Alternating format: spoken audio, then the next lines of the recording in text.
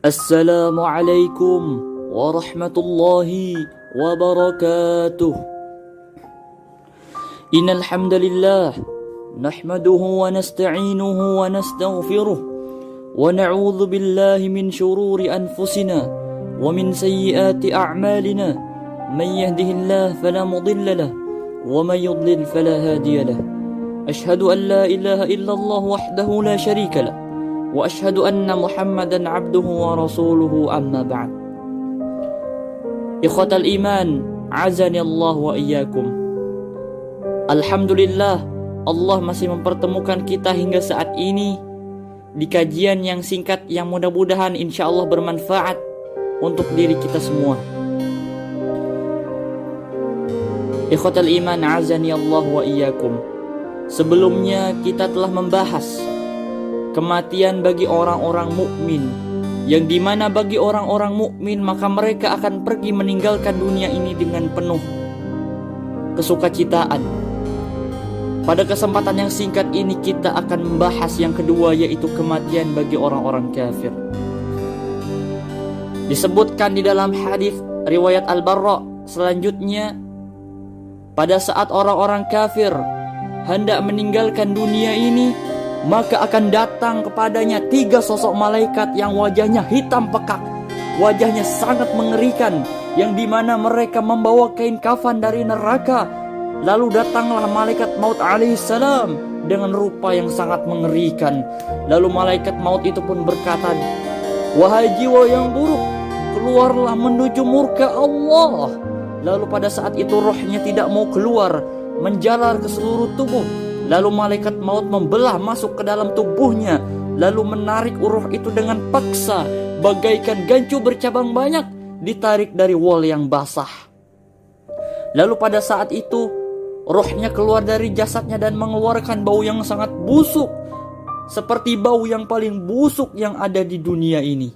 Lalu pada saat itu mereka membungkusnya dengan kain kafan dari neraka tadi, lalu membawanya ke langit. Baru saja sampai di langit pertama, para malaikat bertanya, "Roh siapa yang buruk ini?" Lalu pada saat itu malaikat yang mengantarnya pun menjawab, "Fulan bin Fulan," dengan nama yang terburuk yang pernah dia gunakan selama hidup di dunia. Lalu pada saat itu pun mereka minta dibukakan pintu langit, tetapi sayangnya tidak dibukakan. Lalu Allah pun berfirman, "Catatkanlah catatan amalan hambaku ini di sijin, di bumi yang paling dasar. Kembalikanlah dia ke bumi. Disitulah aku ciptakan dan disitu pula lah aku akan membangkitkannya." Lalu ruh itu dilempar dan dikembalikan ke jasadnya. Pada saat orang-orang yang menguburkannya pergi meninggalkannya, maka si mayit bisa mendengar langkah kaki, suara orang-orang yang pergi meninggalkannya. Lalu pada saat semua orang pergi, datanglah 2 malaikat, Munkar dan Nakir, menggertaknya, menduduknya seraya bertanya, "Man rabbuk wa ma nabiyuk wa ma dinuk?" Siapa Rabbmu, siapa nabimu, dan apa agamamu? Bagi orang-orang kafir, orang-orang fasik, orang-orang Islam yang banyak perbuatan dosanya sebelum dia bertobat lalu meninggal, maka dia tidak akan bisa menjawab pertanyaan ini. Dia hanya bisa mengatakan, saya tidak tahu." Lalu ditanya lagi, "Apa agamamu?" Lalu dia menjawab, "Aku tidak tahu." Lalu ditanya lagi, "Siapakah orang yang telah diutus kepadamu?" Saya tidak tahu. Saya hanya mengikuti dulu orang bilang apa." Lalu pada saat itu terdengarlah suara dari langit, "Hambaku ini berdusta. Bentangkanlah untuknya neraka. Masukkanlah dia ke dalam neraka dan bukakan kepadanya pintu dari neraka." Lalu pada saat itu pun kuburannya disempitkan sehingga tulang rusuknya saling berhimpitan, hancur lebur. Lalu pada saat itu pun datanglah seseorang yang buruk rupanya, jelek pakaiannya dan busuk baunya. Lalu si mayit ini bertanya, "Celaka kamu, siapa? Wajahmu mendatangkan kebaikan." Lalu orang ini pun menjawab, "Saya adalah amal burukmu.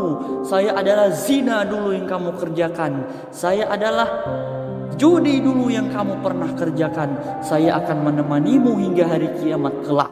Lalu pada saat itu pun si mayit berdoa, "Ya Rabb, Ya Rabb, jangan pernah engkau tegakkan hari kiamat."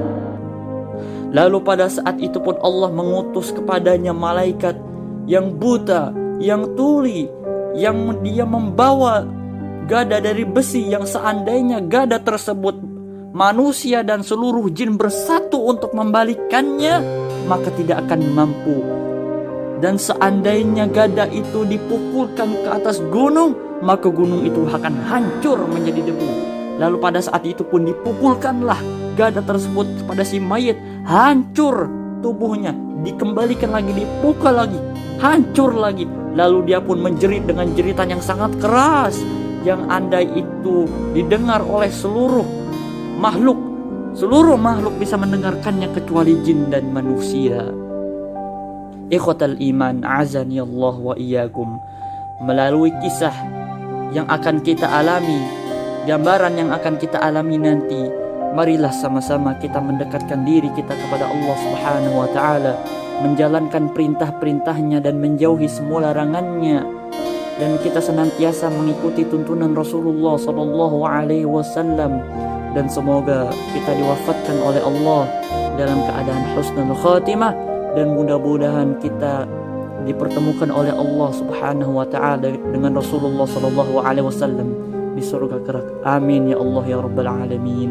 Semoga yang sedikit ini bisa bermanfaat.